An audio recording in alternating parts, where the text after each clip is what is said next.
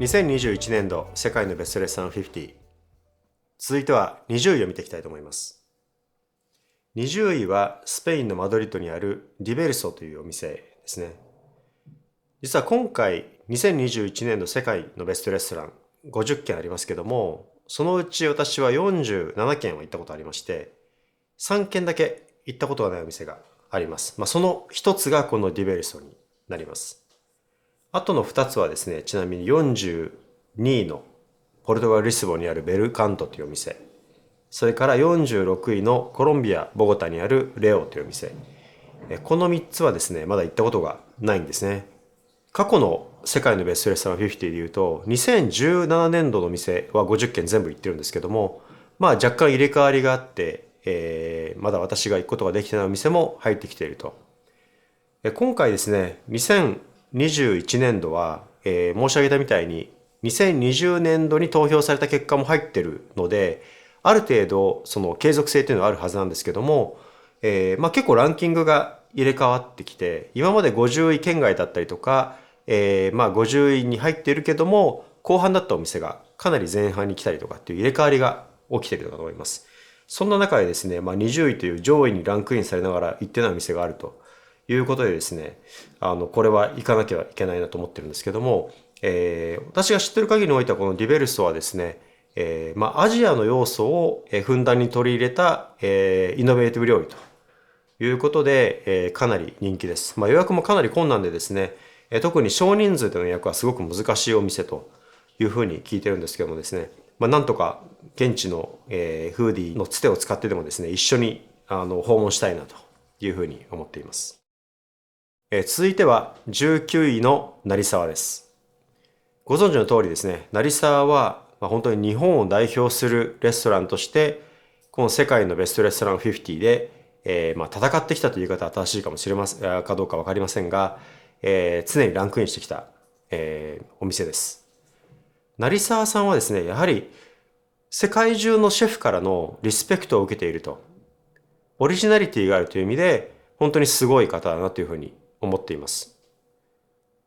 私は日頃の旅歩きをですね、インスタグラムだったりとか、ソーシャルメディアにアップすることがあるんですけども、成沢さんでの食事をアップするとですね、本当に海外のシェフからのコメントがすごくつくんですね。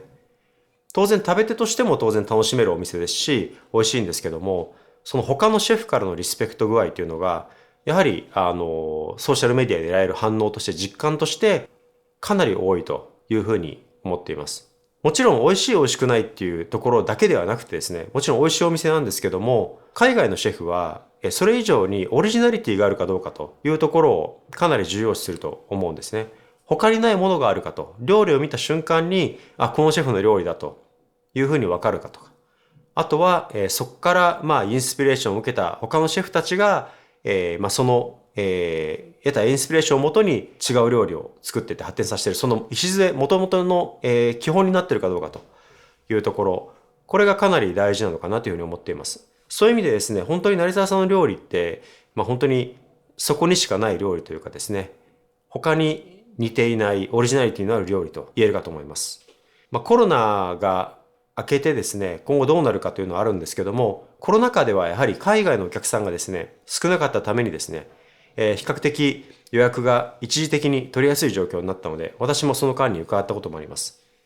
そして、またテイクアウトもですね、行うなどですね、非常に意欲的な形でこのコロナ禍を、そういう意味ではサバイブしてきたお店だと思うんですけども、日本のレストラン業界、日本における料理のオリジナリティを世界に発信している、一つの50の常連店として、今後もですね、日本の看板的な位置づけとしてですね、海外のシェフからも評価し続けられるんではないでしょうか。続いては18位のピアッツァドーモです。こちらのお店はですね、イタリアのアルバにあります。アルバというと、秋の白トリュフで有名な場所ですね。白トリュフが集まって市場が立つところです。アルバにはですね、私は基本ほぼ毎年ぐらいですね。行けない年もあるんですけど、ほぼ毎年ぐらい白トリュフを目当てに行ってまして、で、この時期にピアッツァドームを訪れています。このピアッツァドームはですね、経営の母体がチェレットっていうワイナリーなんですね。で、このワイナリーも実は今年ですかね、年の夏に、訪れて見学させてもらったんですけども、ピエモンテにおける、そのワイン作りという意味でですね、その名声を世界中に知らしめている、生産者の一人だと言えるかと思います。で、このチェレットが全力を注い込んで作ったレストランというふうに言えるかと思いますけども、本当に素晴らしいお店でして、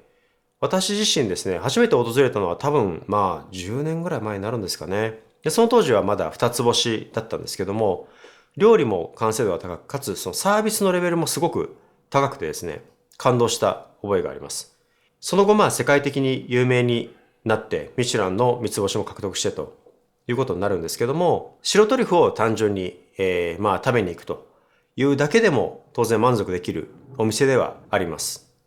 というのはですね、やはりそのチェレットが経営母体ということもあって、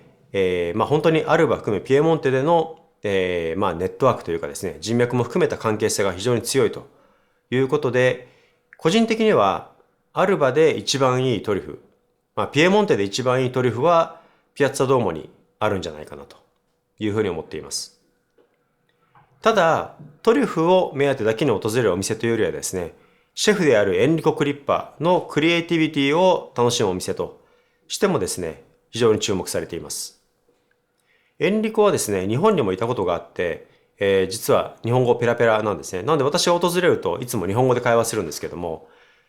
最近はですね、自家農園ですね、農園で野菜を育てると、その野菜をふんだんに使った料理というのがテーマになっています。コースで食べることが多いんですけども、シェフにお任せするとですね、比較的大きな皿で、例えば3、4皿出てくるというよりはですね、小皿で一つの皿といっても、小さい皿4皿ぐらいで構成されてたりとかですね、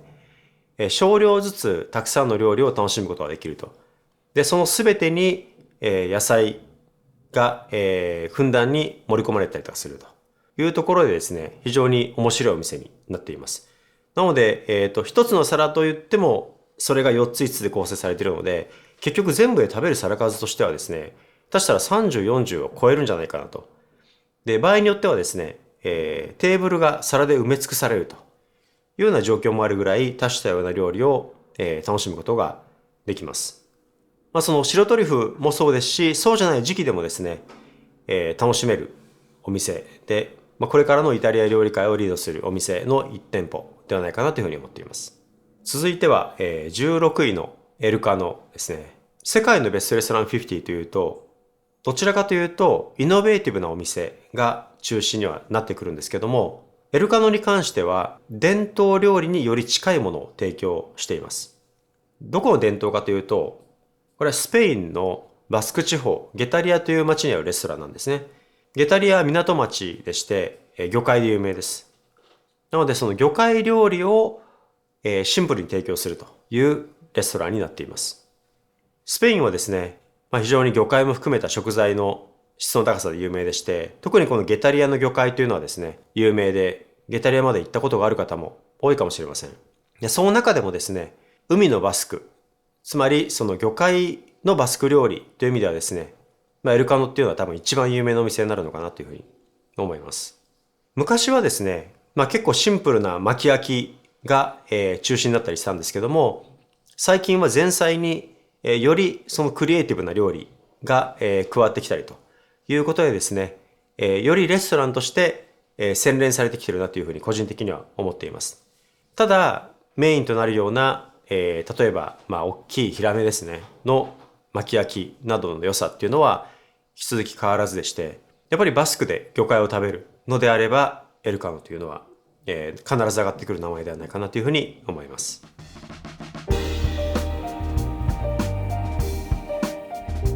ぜひチャンネル登録をよろしくお願いします。